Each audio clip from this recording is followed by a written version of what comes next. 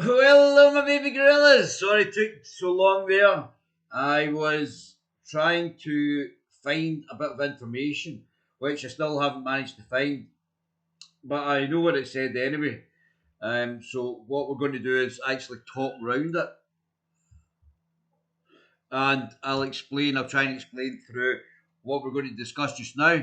So obviously, this is the Scotsman, and the headline is Allegations Around Nicola Sturgeon's Potential Ministerial Code Breach to be examined. So, all allegations around Nicola Sturgeon's potential code breach to be examined by the inquiry. Now, don't forget, two different inquiries going on.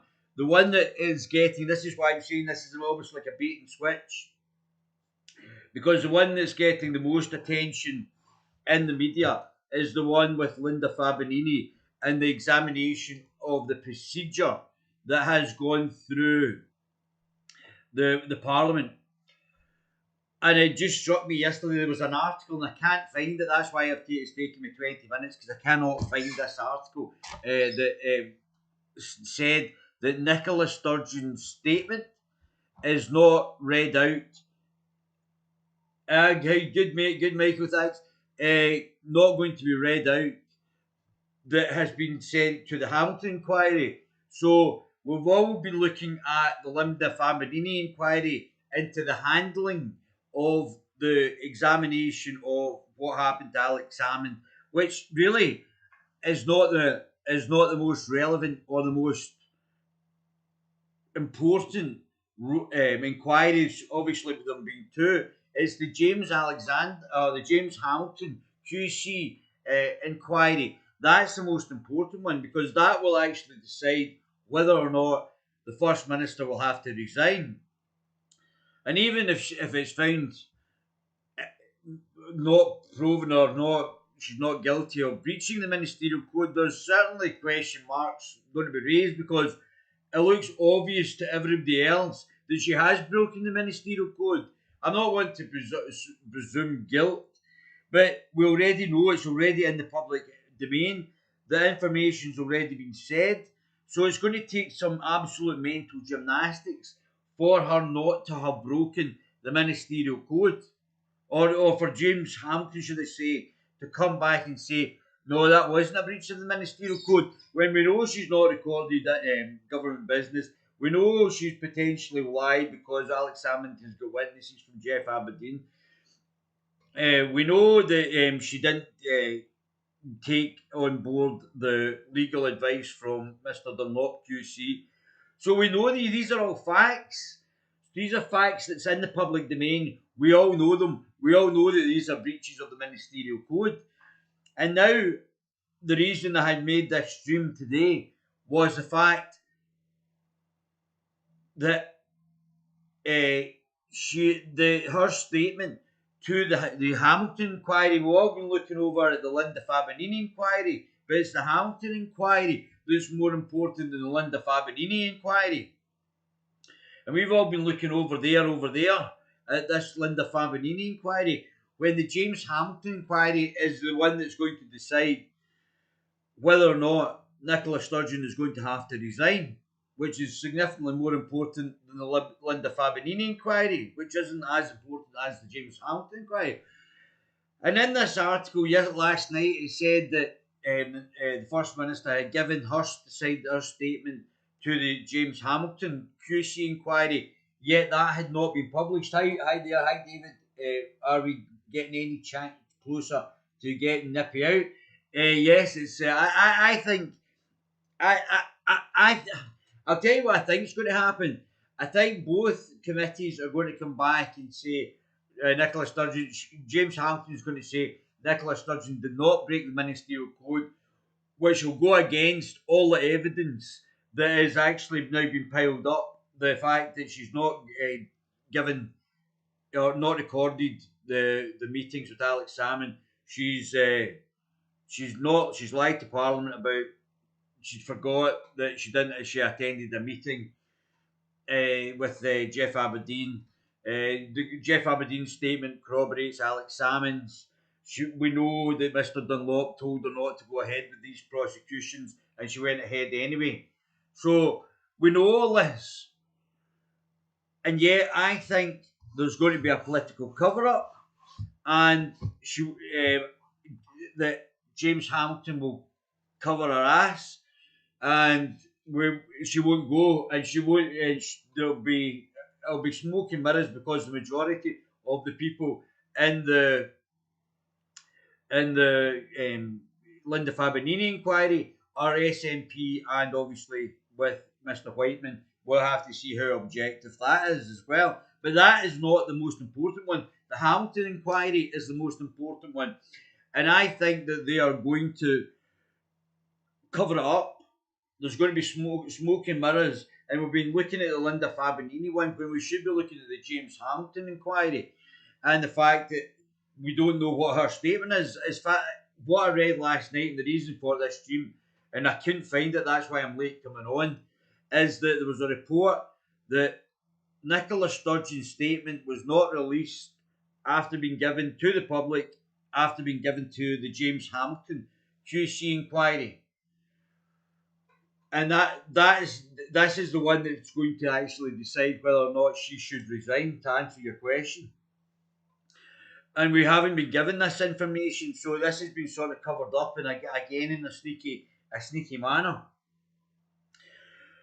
So, and I couldn't find it. I couldn't find where it said that this has not been released, but I have found other things. So let's go through this. So this is the Scotsman, Conor Matchett. James Hamilton QC has confirmed to the Scottish Government that he believes he is able to examine all allegations around breaches. Now, I've already said I think there's about 7. There's definitely 5 hardcore ones, but I reckon there could be as many as 7 breaches of the ministerial code. And to be not found guilty of any of them, I think it would be incredible, considering she's banged to rights on them. It's not as if, oh, I forgot, is a good excuse for a First Minister. Oh, I forgot. Yeah, Alex McLeish went for a lot less than this.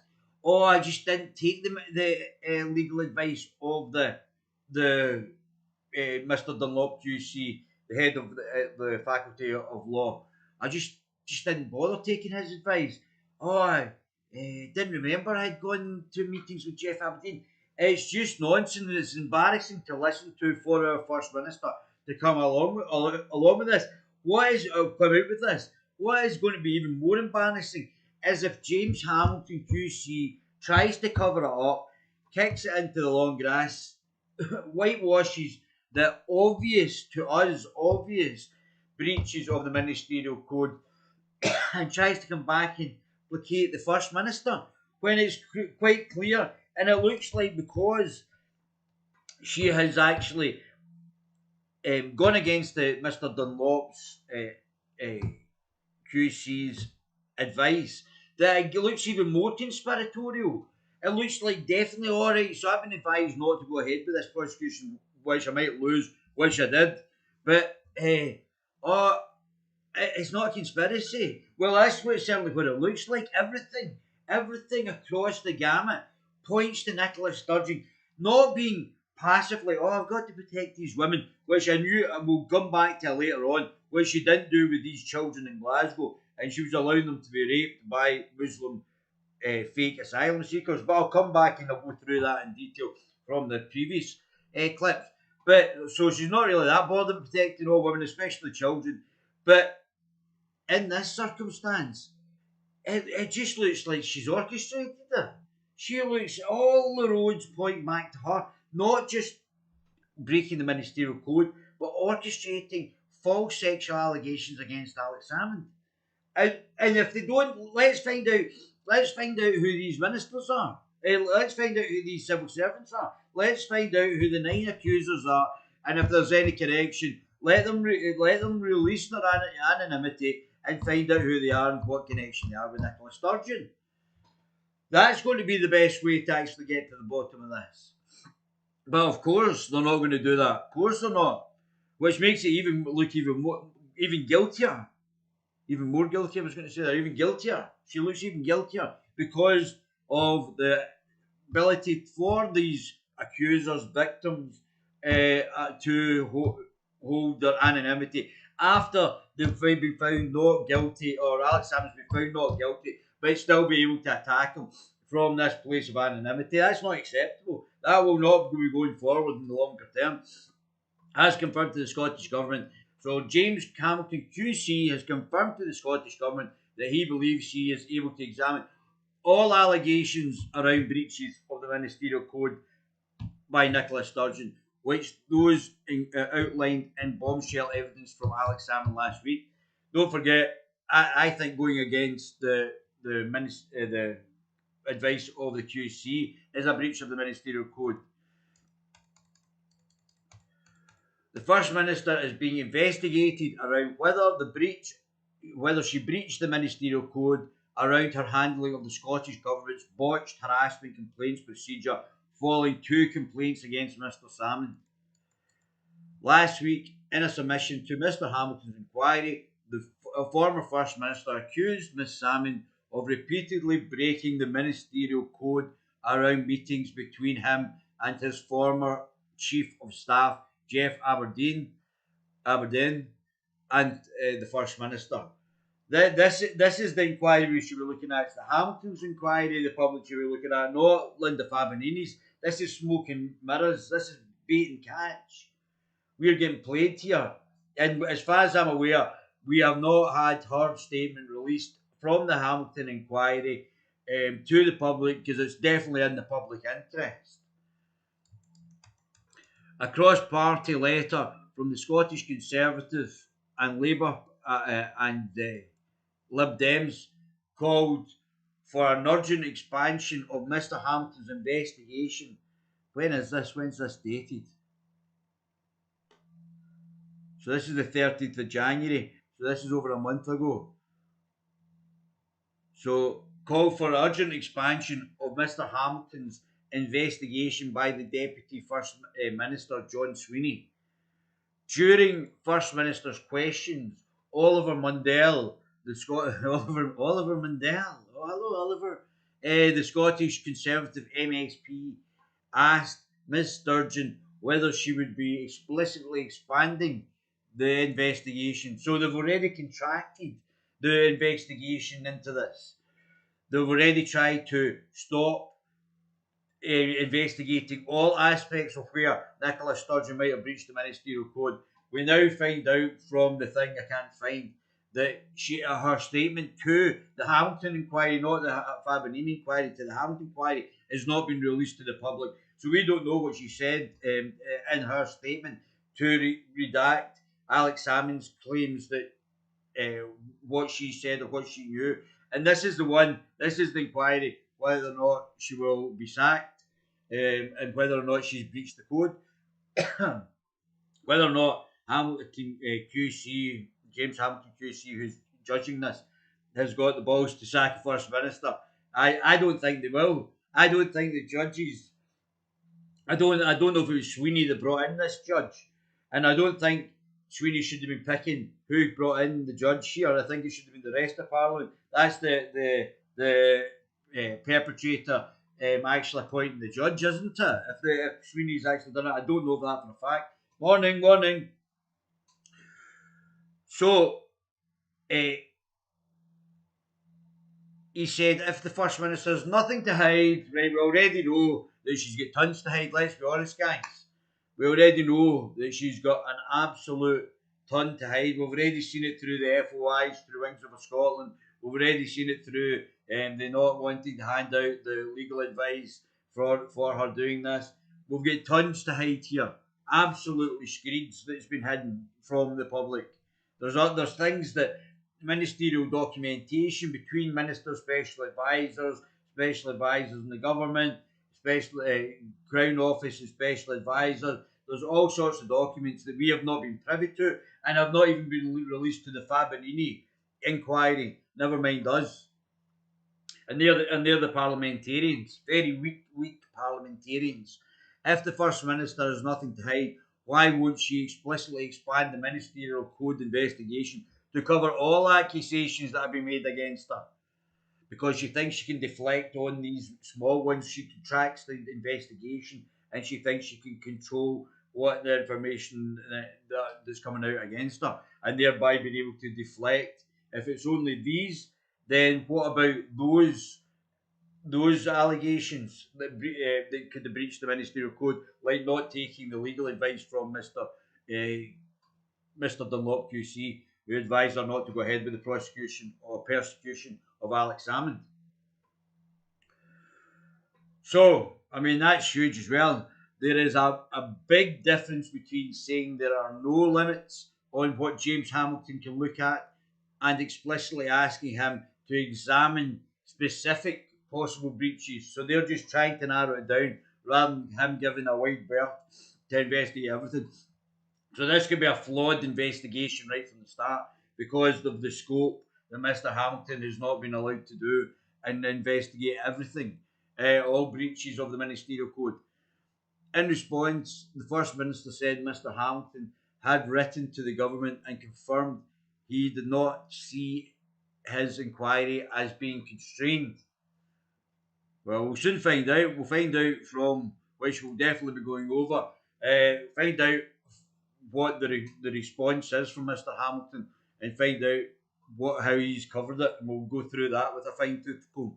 Ms. Sturgeon, the First Minister, has actually notified me this morning that Mr. Hamilton has actually written to him confirming that, in his view, all of the allegations, incidentally, all of the allegations I completely refute about breaching the ministerial code are covered within the scope of his existing remit. So I'll try and now go through and give a summation of what the seven breaches are. We've already got four from the Financial Times. I don't know if they covered, because you can't see it, but if they covered the fact of I'm not taking the legal advice. I don't know if that was the fourth one. We'll need to see. We'll need to check if that is the fourth one. They've got four. The one about the legal code is five, and I think there's two more, and I'll have to go through it to actually find out what the other two are. I said previously that I wanted him to go wherever he thought it appropriate to go, and I understand he has now confirmed that he feels there are no limitations on his ability to do that. I hope the member will accept that the people will allow due processes to take their course rather than making their mind up before we even go to that.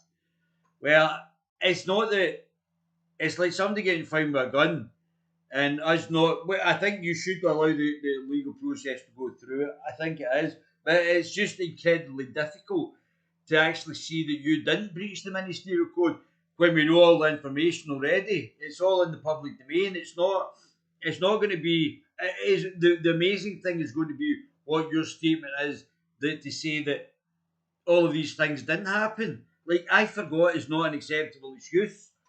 SNP don't like democracy. No, I don't think. I was listening to Leila Doolally, or whatever her name is, Doolally Leila, who's the head of the liberal, undemocratic Democrats, saying that she doesn't want freedom of speech, or freedom of speech is not a priority. What an absolute dunderhead. Shocking to learn that Sturgeon could decide by herself to prosecute Salmond. How is that democratic?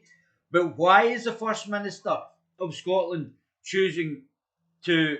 I don't understand the process. I would have thought, say for instance, you sexually assaulted somebody. Let's take I've sexually assaulted somebody,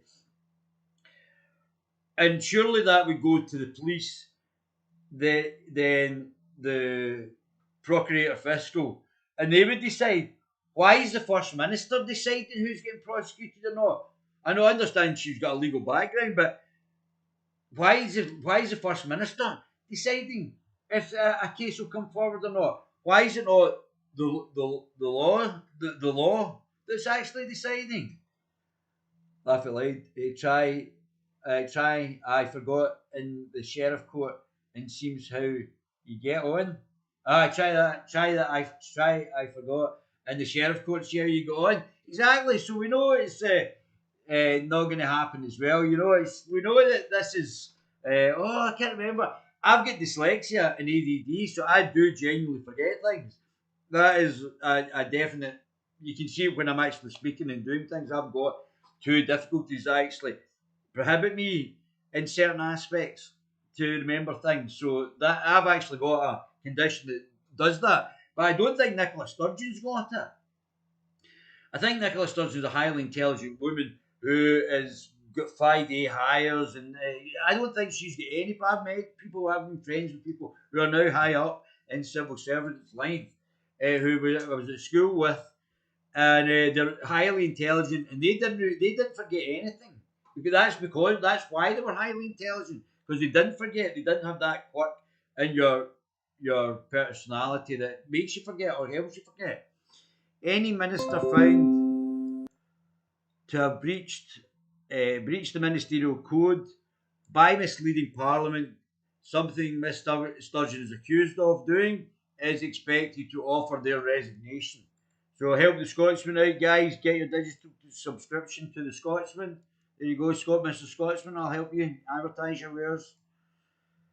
So I'm trying to find this thing, trying to find it, and it was Nicola Sturgeon's evidence was given.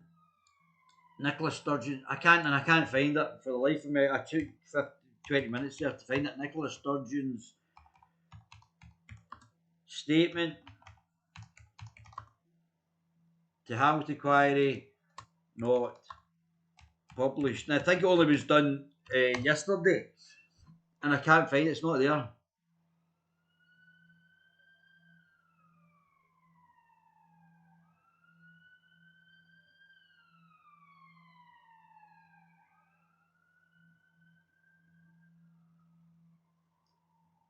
So let's go to the next part. So this is this one here, I think.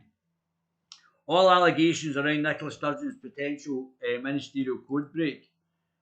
All allegations around Sturgeon's potential ministerial code breach to be examined. I think that's the one we've already done. So let's go into this then. So this is something on the. So let me just read it out on the government's website. So this is the Scottish Government's website. James Hamilton QC investigation remit correspondence FOI released. So this is on the 16th of February 2021. Directat Constitution and Cabinet Directorate, part of the Constitution and Democracy, Public Sector. Information request and response under the Freedom of Information Scotland Act 2002. FOI reference FOI/2021 00139181. Dated the 18th of January 2021. Response date 15th of February 2021.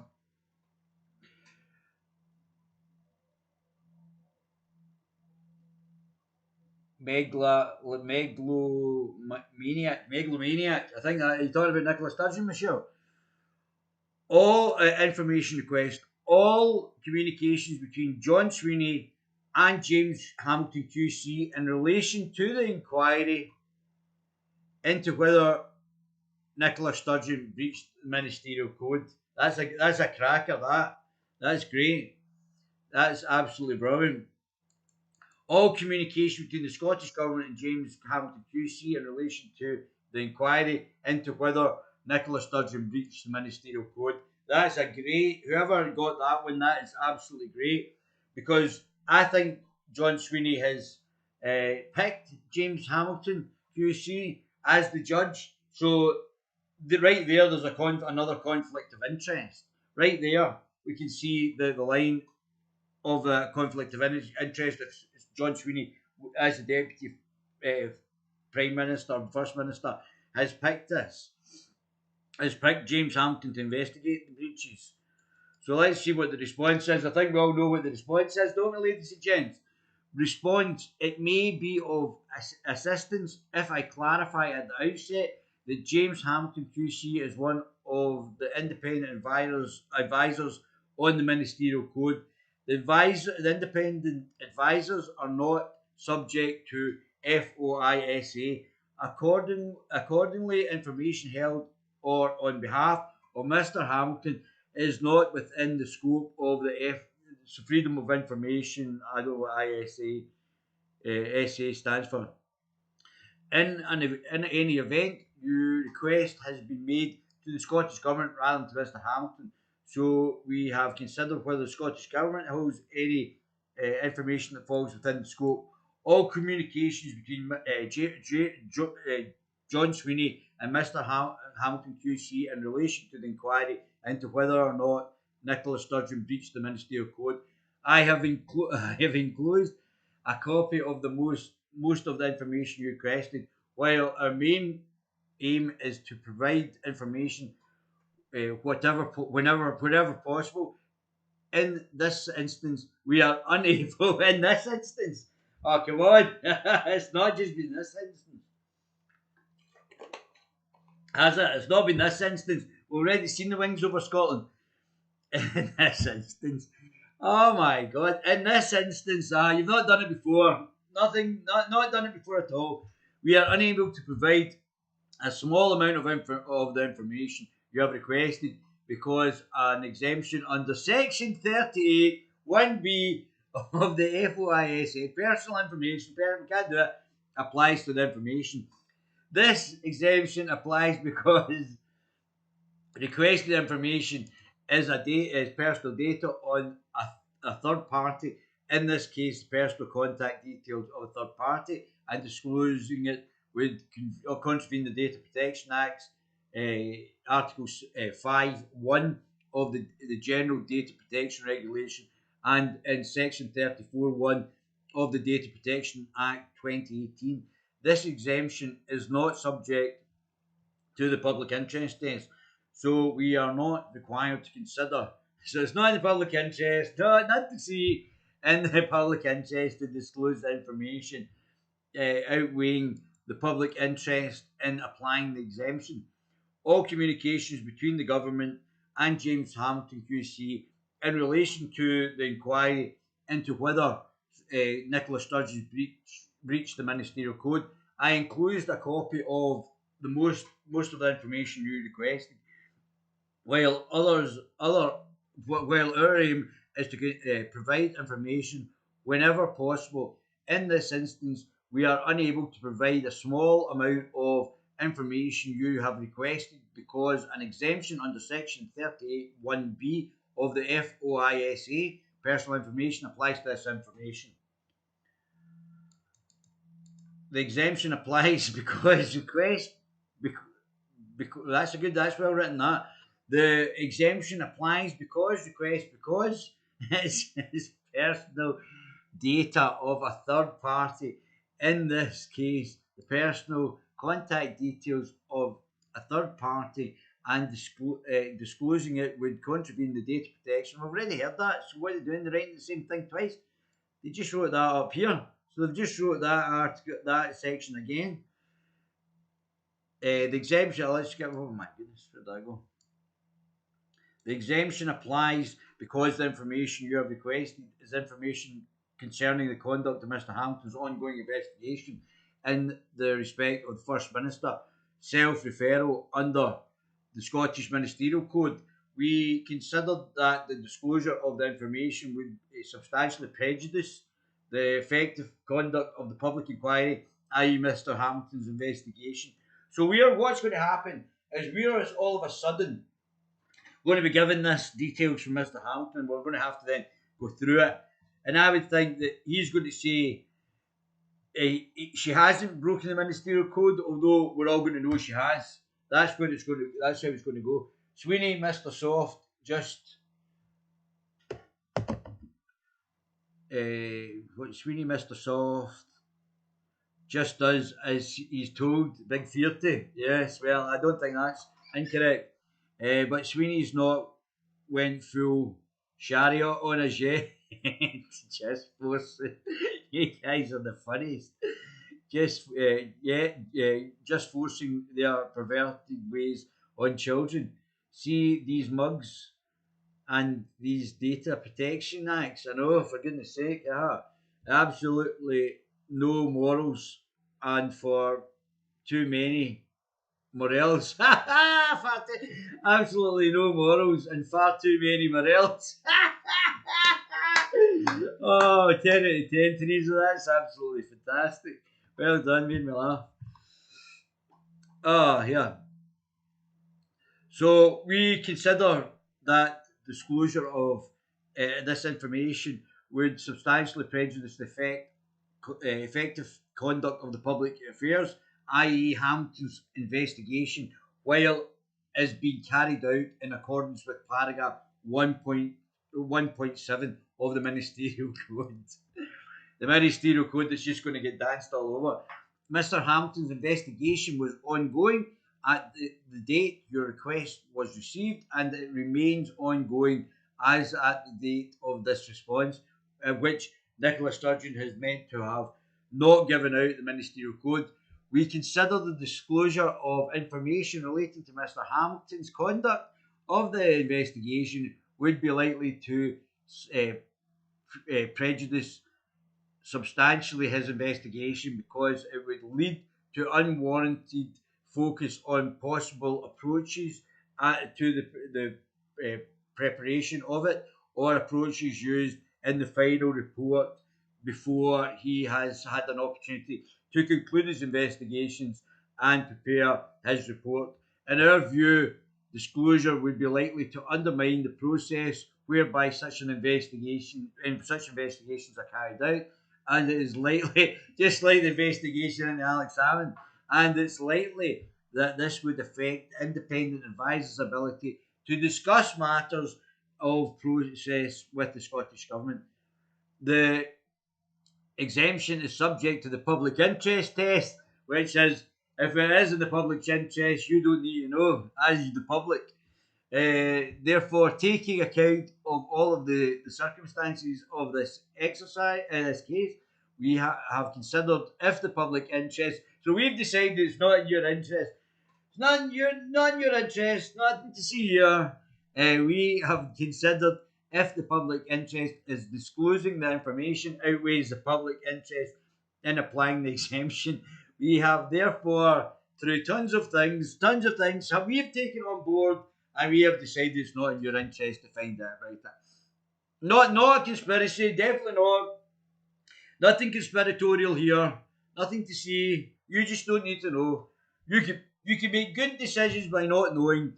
We have found that on balance, the public interest lies in favour of upholding the exemptions. We recognise that there is a public interest in transparency, particularly in relation to the work that the independent advisors undertake in evidencing that their investigations are carried out objectively and independently, and understanding fully the process used by the independent advisors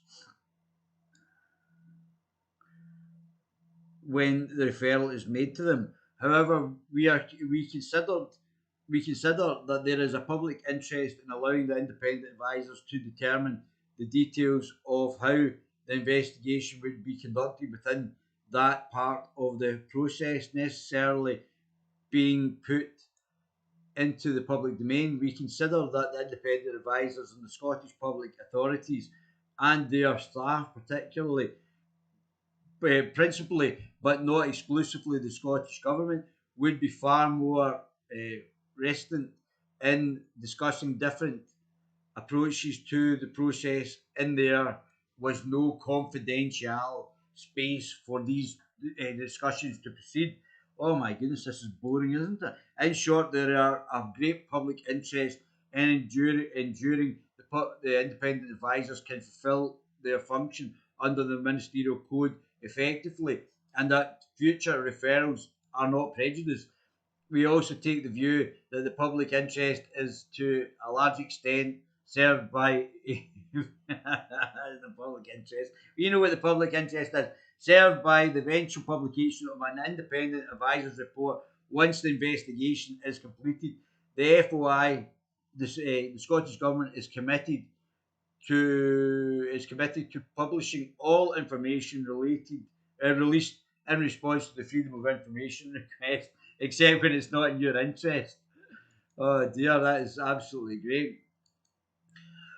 So I'm very disappointed. I can't find this one that said what the details that it said. So what are you guys bringing here?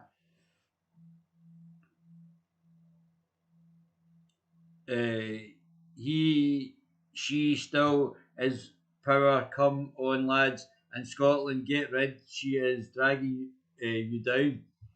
We know this. Hamza cousin trying to get a seat in Highlands, even though he's from Glasgow. This is a bloody scandal. I would say a bloody comical. Is it? Is Hamza useless's cousin trying to get a seat? Is it nepotism? Is it? Oh well. Teresa, I seen him flambeau. Another beauty for fact. Dave, really are a joke. But the cult will still vote for them. Yeah, that's right. SNP activist Nina L. Nakili, the wife of Justice Minister Hunza Useless, has announced she will seek selection as the party's candidate for the next Holyrood elections. Looks like we're going to be governed by a whole bunch of other people, isn't it? That's obviously the Scottish National Party's objective is to be governed by a bunch of Islamofascists and members of a child rapist death cult. The Hamza's missus tried to get another SNP MSP sacked for being pro-Israel. Wow, that's what will happen when his Sharia law comes in. Yeah, that's when the guns come out. She often we go to jail. Well said, Davy. In Inverness, what a disgrace! What an absolute disgrace. So just don't vote SNP. That's it. Don't vote SNP. Nicola Sturgeon and Alex Salmond to appear before inquiry as star witnesses with opposed stories. Alex Salmond alleges that Nicola Sturgeon breached the ministerial code several times, which it looks like she definitely did, which she denies. So this is from the 19th of February. Our pal James Matthews. Hi James, hope you're well. So from the Sky, isn't it? This is the Sky News. Fantastic. The two biggest names in so this was not what I was trying to find either, guys. I was trying to find where there was an article where it said that Nicola Sturgeon's statement to the Hamilton inquiry was not to be published, and thereby we're all looking at the Linda Fabinini inquiry, where we should be looking at the Hamilton inquiry and what has been said in the Hamilton inquiry. That's what we would like to know from the public interest. That's the one that's going to have the most significance as well. And we've been sort of bait and switch between these. We've been said, oh, look over there, and we've been not looking at the Hamilton inquiry. The two biggest names. Hamza's cousin is running, is he? Aye, Hamza's cousin is running. Davey, I'm going to get a T-shirt with Hamza's face on it, with a white chief constable, white prosecutor, while judges all over. It says it's if I to get arrested. So let me read that again, Davey. I'm going to get a T-shirt with Hamza's face on it, with white chief constable, white prosecutor, white judge, all over it to see if I get arrested. Hamza useless. I mean, what's the point in having these people in if they're not very good? Are these people getting done because they're pals of Nicola Sturgeon, or are they getting done because they're Islamofascists? Are we getting a takeover here by the members of the child rapist death cult? Oh, I mean, really? The two biggest names in Scottish independence movement are set to appear before a parliamentary inquiry as star witnesses with opposing stories. Scott Squad is meant to be a comedy, not a fly on the wall documentary. I've not seen Scott. Um, so, Nicola Sturgeon and Alex Salmond, her predecessors as SNP leader and First Minister, have prepared different accounts for the Scottish Parliament's harassment committee. So the harassment committee is not as important as the this is the my point I was trying to get to. The Hamilton inquiry is the most important one, but all our focus has been, and including the media's deliberate smoke and mirrors redirection to get the public to look over there, when we should be looking at the Hamilton inquiry. That's the one that's going to be most important. Alex Salmond giving his statement, or Nicola Sturgeon giving his statement to um, the Fabinini inquiry, it's not going to be that important in the greater scheme of things. Us not knowing what Nicola Sturgeon's statement was to the Hamilton inquiry is more significant. It's more significant even than Sam's statement to the Fabinini inquiry, and we're being denied access to it. And that's the most important thing. That's the point I'm trying to get. It's a good laugh, Guerilla man, even for the BBC. So, obstacles to Mr. Salmon's appearance have been removed by Holyrood agreeing to publish his written submission to the committee, which is looking into the government's mishandling of harassment complaints against them. Alex Salmond alleges that Nicola Sturgeon breached the ministerial code several times, which she denies. There are a number of contradictions between their accounts of how this episode played out, but a key issue surrounds when and where Ms. Sturgeon first learned that the complaints against Mr. Salmond had been made by two female civil servants. Don't forget that Judith McKinnon had already spoke to them prior in the middle of the investigation, which was breached the civil servants code. There's a number of breaches here as well. The fact that the two complainers were linked to Ms. Sturgeon, although we don't know this for a fact, but we do.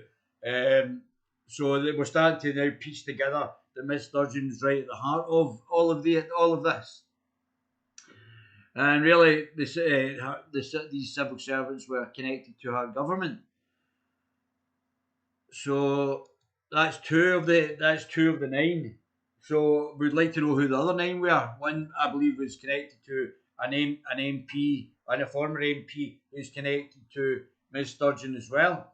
So out these corrupt scum, I'm including Salmond, and that he's a snake too. Well, that's certainly up to you, but I think just now the focus is definitely on the Sturgeon government, Nicola Sturgeon herself. I think it's all relating back to Nicola Sturgeon. She has told the Scottish Parliament that he told her himself in the meeting at her house on the 2nd of April 2018. Mr. Salmond says that in doing so, she misled Parliament because she knew before. Because what she knew, Miss Sturgeon. So the day of the meeting, 2nd of April 2018, was an Easter Monday. Viewers on Russia Today news channel would see Alex Salmond later that week in tartan trousers, presenting a series of broadcasts from the US landmarks. But before the White House came the White House came Nicola Sturgeon's house. That doesn't even make sense. Let me read that again. Viewers of the Russia Today news channel would see Alex Salmond later that week in tartan trousers, presenting a series of broadcasts from US landmarks. But before the White House came Nicola Sturgeon's house. Right, okay, I don't think that's well constructed. The encounter with his friend of more than 30 years was a detour, travel bag in hand on the trip from his house to his home in Aberdeenshire to Glasgow Airport. There is much about the day that was undisputed. Having arrived by train at Glasgow Queen Street, Mr. Salmond met his former first Chief of Staff Jeff Aberdeen, and legal advisor Duncan Hamilton QC at the Copthorne Hotel next door. After discussions about the meeting ahead with Mr. Sturgeon, Miss Sturgeon's familiarity to all of them as an old friend and party colleague, the trio took a taxi to her estate beyond Glasgow's East End. Scotland's former First Minister was dropping in on his protege and successor after the dropping of the bombshell that he had been the subject of 2 harassment complaints by female civil servants and was being investigated under a new government complaints procedure.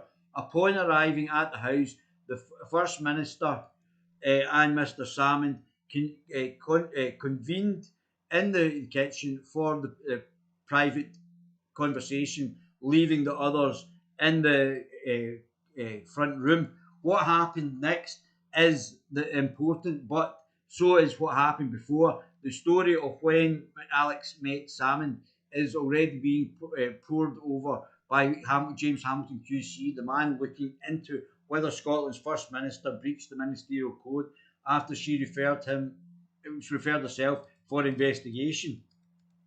According to the code, ministers found to have breached it. It'll be about the proving of a breach, not the fact that she's breached or referred herself, should offer their resignation. Nicola Sturgeon's version contrasts sharply with her predecessor's account. Below is a condensed and paraphrased version of her submission to the Holyrood Harassment Committee and the corresponding view of Team Salmond drawn from sources close to them. What are you saying, guys?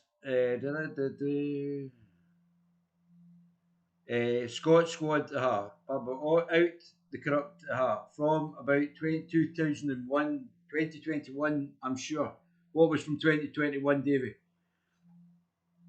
Alex Salmond told me on the 2nd of April 2018 in a meeting at my home that complaints against him were being investigated under the Scottish Government new complaints procedure. So that was from Nicola Sturgeon. TS. Who's TS?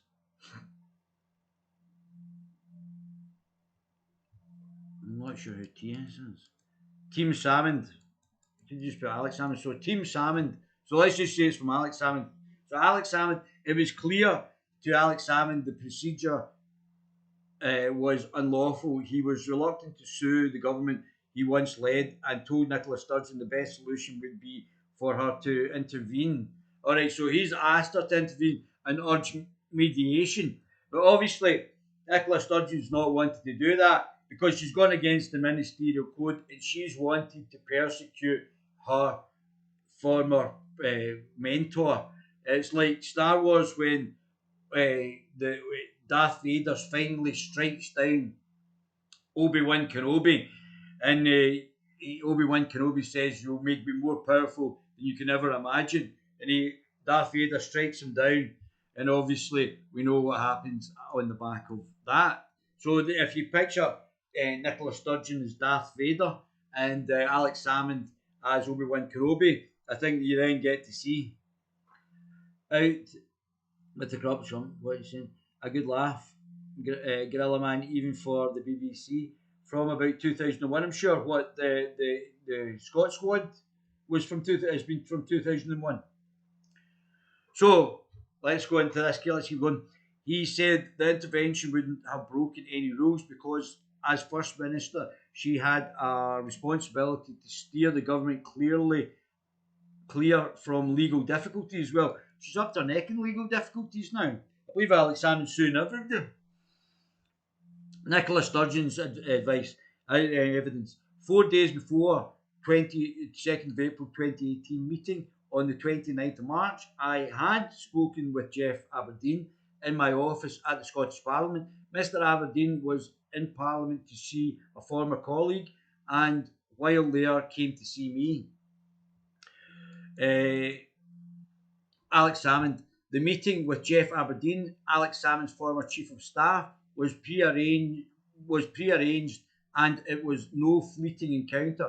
Mr. Aberdeen had been approached and asked to assist by a colleague of the First Minister who arranged their 29th of March meeting on the 29th of March 2018.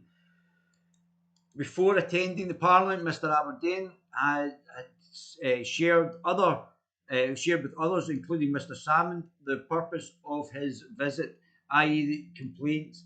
Alex Salmond accused Crown Office of abusing the legislation over failure to publish key evidence.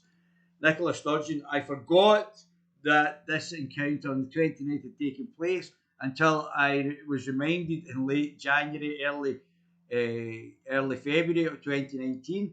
I think it took place not long after the weekly session of First Minister's Question Time, and in the midst of a busy day in which I would have been dealing with a multitude of other matters. Yeah, there's the link.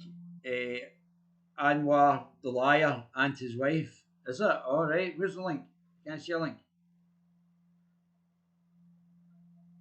Yeah. Well, anyway, I'm not too happy in.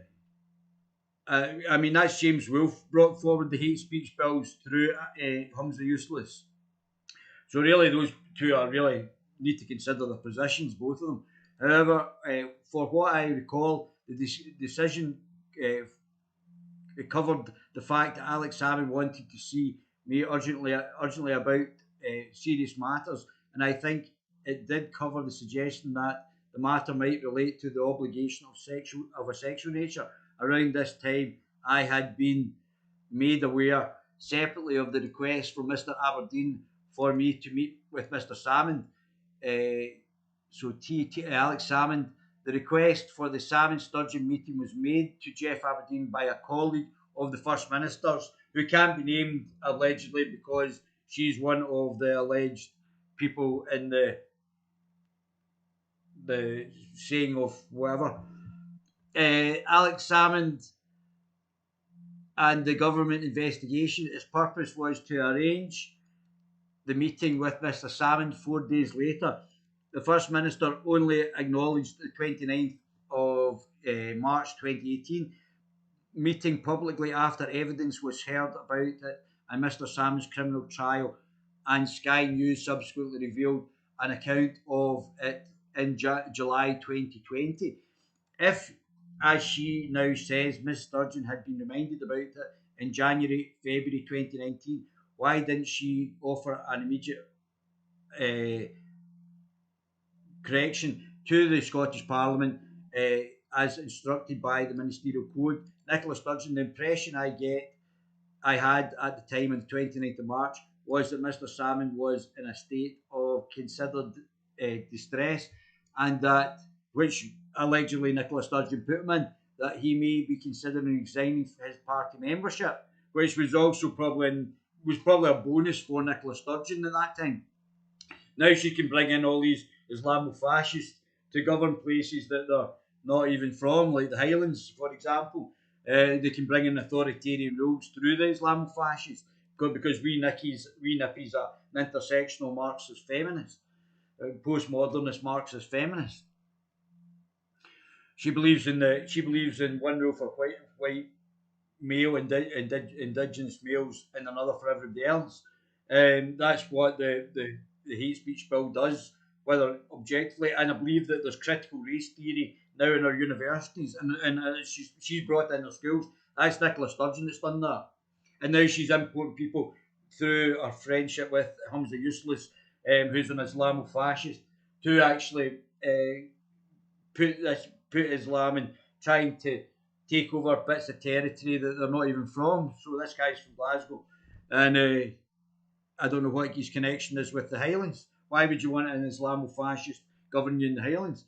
However, I suspect the nature of what he wanted to tell me. It was Alex Salmond who told me on the 2nd of April 2018 that he was investigated and what the details of the complaints was. It is this meeting, due to the nature of the information shared with me at the time, that has been significant in my mind. T.S. Team Salmond, the 2nd of April 2018 meeting was instigated by the First Minister's office. Wow. So how did she know this if it wasn't already mentioned? That's a bombshell right there. How would she have instigated it if it wasn't already mentioned? It was a meeting about the government's investigation following the meeting 4 days earlier about the same government investigation. Wow. As the government, that's the bombshell there. That's it. She's banged to rights there. She hates white men because she never dated her, because he never dated her. I don't think there's allegations that Nicola Sturgeon's a lesbian. She's not had any children. She's not produced any children for the Parliament of Scotland, and she may well be a lesbian who is in a relationship with a French woman, allegedly a French journalist. This is all allegations. This is all what I've been told, and that she's she may never like me. She might be a misandrist, man-hating, intersectional feminist Marxist, postmodernist, and hates men, who wants to bring in this critical race theory, which is anti-white male, and this is why they're actually bringing in people to replace us. That's why they're doing this, and not having any children. So they're anti-whiteness. They actually hate their own people. They're reverse racists. They are white people who hate other white people and bringing this critical race theory as the government's business. And it's all fact. I mean, it's all some guy in New York was on the Lotus Eaters yesterday that gave about the whiteness and white traitors and things like that as well. And I think she would actually come under the category of a white traitor. And that's what she is. She's a white traitor. No children. As government business related. And that's not me saying that she is a white traitor. That was the categories on the list that was given to parents of white children to white supremacists and white traitor. That was the categories. You look up for yourself, guys. Don't listen to me. As a government business records, but I believe in the Nicola Sturgeon falls into that, thinking that's acceptable. As government business records show have been kept, as government business records should have been kept of it. The fact that they are not is a breach of the ministerial code by the First Minister. She's banged to rights on this. Banged to rights. She will have to resign. She breached the ministerial code. And sources close to Mr. Salmon suggest the meeting was forgotten by the First Minister because it would have rendered ridiculous a claim to the Parliament that it was believed the 2nd April meeting was the SNP party business. So thereby lying to Parliament, refusing to take the legal advice. All of it stinks. It all absolutely stinks, and it all points back to Nicola Sturgeon. Nicola Sturgeon's comment at the 2nd of April meeting, although others were present, Mr. Salmon initially asked to see me privately. He advised me that he was being investigated under the procedure and showed me a copy of the letter he had received. I was shocked and upset by the reality of what I read. I think that the advisors, the women, the civil servants, the Crown Office, the police have all been working in conjunction. I don't think there have been walls, and they've all been orchestrated by Nicola Sturgeon. He advised me that he was being investigated under the procedure and showed me a copy of the letter he received. I was shocked and upset, but really by the reality of what I read. I made clear to him that I had no role in the process and would not seek to intervene in it.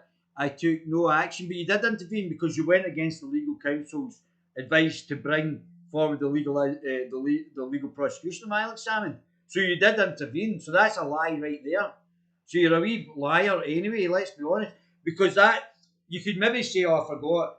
And that wasn't a deliberate mistake. That wasn't a deliberate mistake. I forgot about it. But you deliberately went against the advice of, that was willful, and you went against the advice of the legal counsel Mr. Dunlop gave you, and that was a positive that was a positive action on your part. You had to go against it. You had to know that he advised you not to go ahead, and you went ahead with it, thereby breaking the ministerial code. She picked it, rolled it, inflicted. prefer does her makeup. Well, I know. It's a cracker anyway, isn't it? So let's be honest, she's definitely banged to right. She's broken the ministerial code. If James Hamilton comes back, QC comes back with anything other, then she's broken it. Then the whole thing's just been a cover up. I made clear to him that I have no role in the process. That's rubbish. You didn't take the advice of the legal counsel, so you haven't a role in it. So that's a lie. Another lie. Shouldn't, and you see how you've got to continue to lie. Once you start one lie, it then has to roll into another lie, to another lie, to another lie, and then we see right through the conspiracy. I took no action as the result of this meeting. You got me. You got me falling down and down. My first commercial. Spinning round and round. Loving good and loving. I'm expecting some money here. World. The Skoda SUV family, each splendid as the next. Guerilla TV channel. Skoda. But first, coronavirus is spreading faster in Scotland than in many other parts of the UK. And to talk about that, we're joined from Glasgow by First Minister Nicola Sturgeon. Thank you very much for... I'm not listening to that. Team Salmond, Alex Salmond, the First Minister offered to intervene in the presence of others in her house on the 22nd of April, having initially done so when she spoke to Mr. Salmond privately in the kitchen. Alex Salmond had pointed out that mediation was entirely missing from the government's procedure. So they haven't even mediated it, because she wasn't interested in mediating it. She wanted to go straight to criminal prosecution so she could try and destroy Alex Salmond. That's why it was. That's reading behind the lines. As pointed out, the mediation was entirely missing from the government procedure as it affected complaints against former minister like him, and that was one of the reasons the procedure was unlawful. He asked Miss Sturgeon to support mediation. She responded that she would intervene, but at the appropriate moment. And according to the sources close to Ms Sturgeon, added that the best scenario would be for the Scottish Government's Parliamentary Secretary, most senior civil servant, to instigate mediation. Alex Salmond left the meeting content that he had an assurance of her intervention. So the mediation part, I didn't understand this until I've just read this. The mediation part was an integral part of the investigation into whether or not any actions would take place, and this was just skipped over. So Nicola Sturgeon should have intervened and provided mediation between Alex Salmond and the civil servants who were making allegations, and it appears that she just didn't bother. So she just went, "Oh well, I'm not actually doing that. I'm not actually intervening."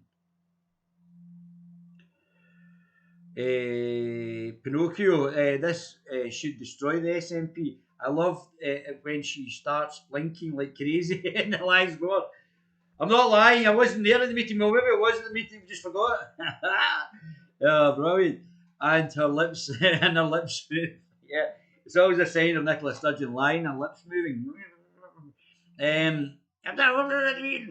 Every time they move, I would stand here and blah blah blah. She does. I want to stand here and blah blah blah blah. That's what it's like, isn't it, Michael? Just make it up, and picks and flicks, and then just like, get the COVID out. I could stay in power longer. Get all these plebs locked in their house. Not in the public interest. Where we get Islamofascists in power in Scotland, members of a child rapist death cult. However, 2 months later, on the 1st of June 2018, Mr. Salmond received a message from Miss Sturgeon stating that intervention was not the right thing to do. Nicola Sturgeon, Alex Salmond sent me a letter. He sent me a little letter on the 3rd of June 2018, which made me think there was a serious prospect he'd take legal action against the government. I decided to make the permanent secretary aware. Oh yes, because they hadn't handled the investigation properly. There was no mediation. We hadn't brought in mediation, and you get found out in the actual prosecution by Alex Salmond. Team Salmond, Mr. Salmond's message from the 3rd of June concerning the implications from the government of losing a legal challenge and pointing to her obligation under the ministerial code to ensure her administration was acting lawfully, which it obviously wasn't. So she might have breached the ministerial code again by not actually mitigate or not actually allowing the mediation part of this between the accused victims in the Crown Office and Alex Salmond. Woof! Nicola Sturgeon. Why hadn't I told the Permanent Secretary previously? Why didn't I tell her I contact with Mr. Sturgeon and you about the investigation? It seems to me that if the investigators knew of my awareness, they may be influenced in their decision. This was a decision I was excluded from. Also, my contact with Alex Salmond would be made public, and that could compromise the confidentiality of the process. My view changed when I thought Mr. Salmond was considering legal action. So we can see, and this is waiting until we get the date of this. So this was just yesterday from Mr. Matthews. Great article, James, great article, very interesting. And really brought out some key issues, I think, from the fact that Nicola Sturgeon didn't even mediate between Alex Salmond, which was the proper course of action. She just wanted to go straight on to prosecuting Alex Salmond. Oh, she's a real horrible wee individual, isn't she? What a wee disgusting dwarf. And it should be right, nippy, a sample, yes or no answer will be fine, stop waffling. Yeah, she does go on, doesn't she? And then she just talks about something completely different. Yeah, just yes or no. Just yes or no. Stop waffling about the price of cheese. We're not interested. Stop it.